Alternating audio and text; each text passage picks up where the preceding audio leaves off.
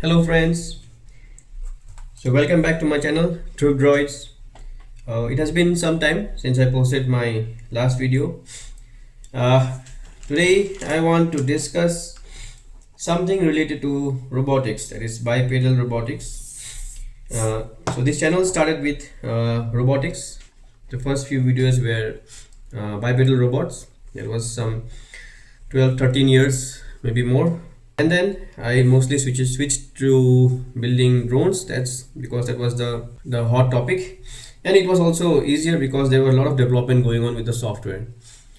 Yeah, but now, as you know, humanoids are coming back into focus, and so I thought let's build something. And what you see here is a robot, a bipedal robot, a small one actually, from 2018-19, I believe. Yeah. So check out this video. Increase the height.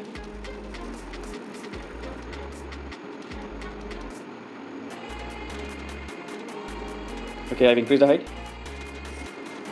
and now I can control the 4F axis or the longitudinal axis. Sorry, this is the longitudinal axis. You can see.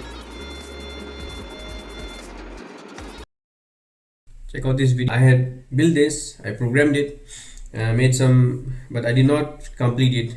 I did not complete it to walk. Yeah, there were some shortcomings, but now I believe it's time to get back to robotics. So we will not build this. Instead, we will use its design concept. That is all of this, the geometric shapes that I designed to accommodate this MG90 metal gear servo. It's a small servo. So I made a lot of design. I spent a lot of hours into building optimized design to how to accommodate this nice small gear motors with the least possible packaging volume, and also to give me the required degree of freedom. Yeah, so I will discuss this. Before that, so I was working on drones and I have been printing a lot of drone frames. Let me show you that. So if you check out my recent videos, so they are all related to printing this 3D printing this drone frame. Okay, so this is printed in PETG, and again this I have designed it. This is the outer frame. I also have the inner frame. Okay, you can check out the videos for more details, but I did a lot of design study on this to come up with an optimal design, lightweight optimal design for this 3-inch frame. So yeah, we are stopping here. So now that I have a lot of experience printing 3D plastic parts, so I want to make like improvements on this design. So let me, before that, I will tell you this was printed in PLA. It is almost 7 to 8 years back, and I used a Prusa i3 clone. That was the first generation of 3D printers. So I assembled that printer myself, and then I printed this. And there are a lot of complex geometric shapes in this, which I managed to print. I'll show you this meanwhile. So that is how. But now I have Bamboo Lab A1 Mini, so I guess life should be much easier. Okay, let me show you some things now. So like I said, this is a MG90 metal gear servo motor. Not very good, not the best for robotics, but the original idea in this project was to build a small robot. Just the legs were just under a feet. I guess the standing height would have been less than that, so that I could use MG90s for the necessary torque, and it was standing well. If you can check the videos on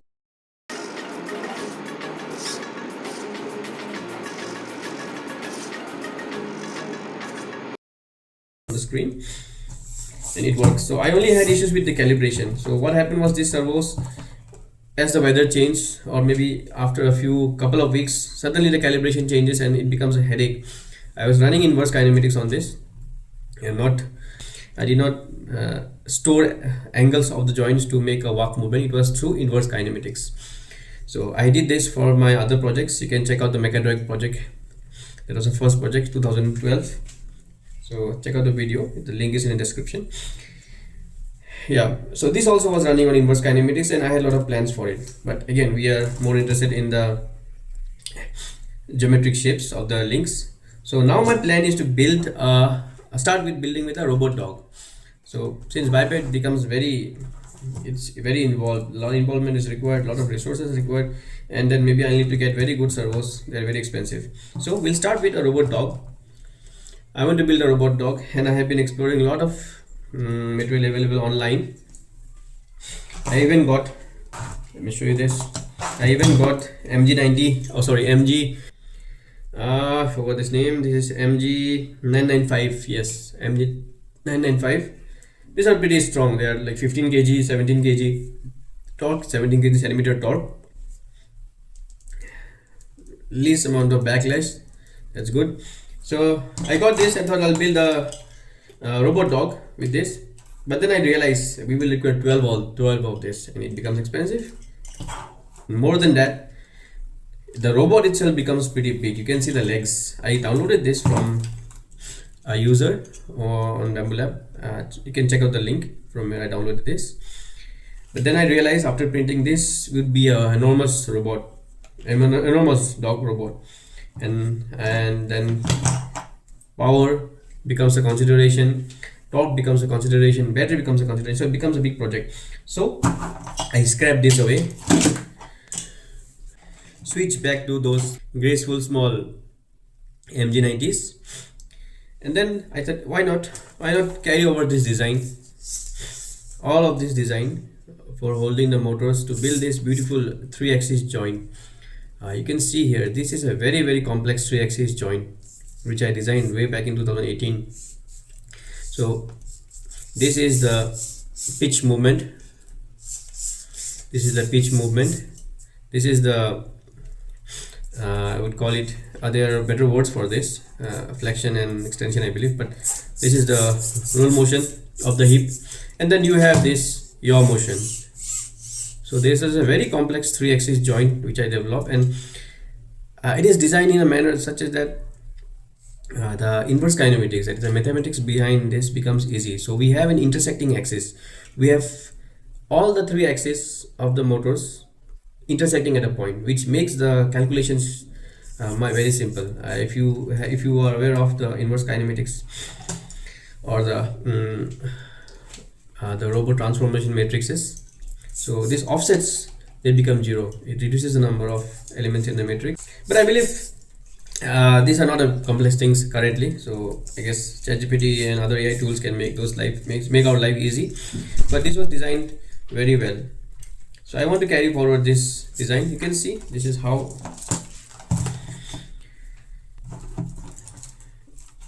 let me show you. Yes, this one. This is one design. So it holds 2 servos. I'll show you how it holds that. So one servo can sit here. So I even made a exit hole for the connector. There's a lot of trial and error involved in this. Not very easy because the material is PLA, does not flex, but yeah, it worked out fine then, actually 2018.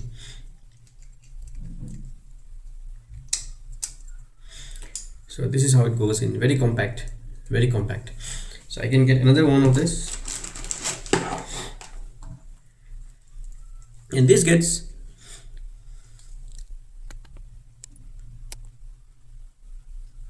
so you can see this gets screwed here, and here we'll have screws here, and this motor which forms the other axis will simply be mounted on this. We have an exit for the wire, the harness, and it gets screwed here. So you see it's very compact. So I am thinking I'll carry this design concept for the robot dog.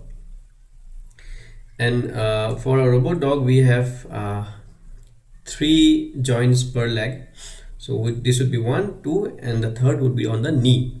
So for now we will just keep it simple. I will mount the motor on the knee, but the best practice is to mount it via a link so that we have less swinging inertia. Important thing, like these motors, they do not have double shaft.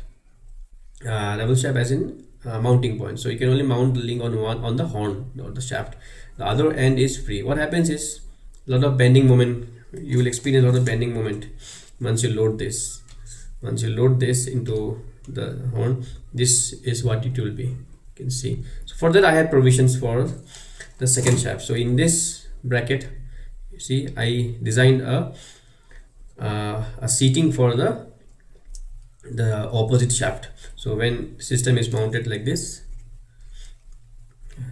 correctly, so when it is mounted like this, so you have one links can be like the horn, servo horn side can be mounted here this way. So you can see this one, and the other end, that is this end, can be screwed down to this of the horn. So this makes it a very nice design. Well, this is not for this, it was for this foot. This is the foot. So this is how it was going inside. This would have gone inside like this. So it makes it very compact actually.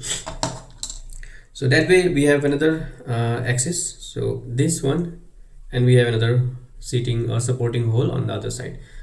So I have plans for this. So I am thinking in this new development, I will mount small bearings here, and the opposite part, that is the mating part, would have small pins or double pin sort of arrangement which will just sit on the bearing. So it makes this design very nice, because I want the robot dog to be able to do dynamic movements. So there will be load coming onto this structure. So I will just follow this same thing. So you can see the leg, yeah, it's here already. So you can see this is the foot, this is the knee joint, and how compact this was. So these are the two servo motors mounted with the same bracket, and it's mounted with the foot. So how compact it was. So you have, I designed it, in fact all of this I would say the geometric clearance is such a way that these are very well defined angles. Probably this is something like 180 degrees, oh sorry, no, around 150 degrees. So I knew the angle, I knew this angle, so that way it helped me calibrate the servos. So I have more plans for that. Calibration is a big issue for such cheap motors. So now I have some more experience after 7 years, so I will come up with some good techniques to get rid of those shortcomings of these motors. That is primarily backlash is one, and second is the unpredictability of the motors, because it is not temperature compensated, or because this lose repeatability after some time. So I have some idea. And for calibration also, I'll show you something. I'll show you some very beautiful arrangements I had made. You see this small metal plastic protrusion, this is a lock, it's an end lock. So what this does is it stops this at an exact specified angle, and similarly when I move it to the other end, this is stopped here. So what happens is I know this precisely. I think again this is around 120 degrees. So that is how I made calibration. I did the calibration for all the joints actually. For this direction we had, let me show you. I had it for this joint also. It's broken now actually, but this had a, you can see the small protrusion. So I made such arrangement, and this entire robot had 12 degrees of freedom. Such a small robot, we had 12 degrees of freedom, 6 each leg. So that was also, I will use these design concepts to build a smaller robot dog with 4 legs obviously, and not go with this big huge structure.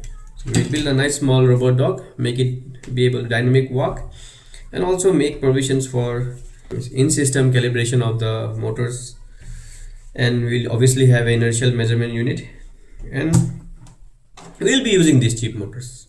So that is the ultimate thing, because if I can make it work with this, I guess I have solved the most difficult challenge in robotics. So that's all. Stay tuned, I will come up with more videos as I progress. So I have the 3D printer, I have most of the things required. Now I have more confidence, also more knowledge, and we do have the AI, entire AI agents helping us now. Okay, so that's it. Thank you for watching. Have a nice day. Bye bye.